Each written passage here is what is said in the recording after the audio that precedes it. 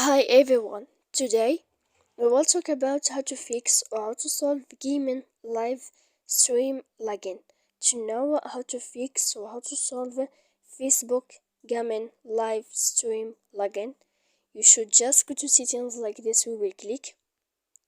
After that, in this page, you will go to apps, default apps, app settings.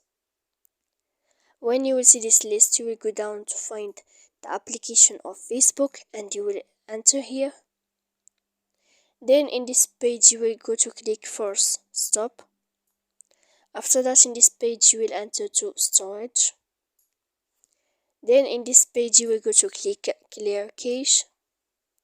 Then you will go to click here clear data. And after all that, you can turn off your phone.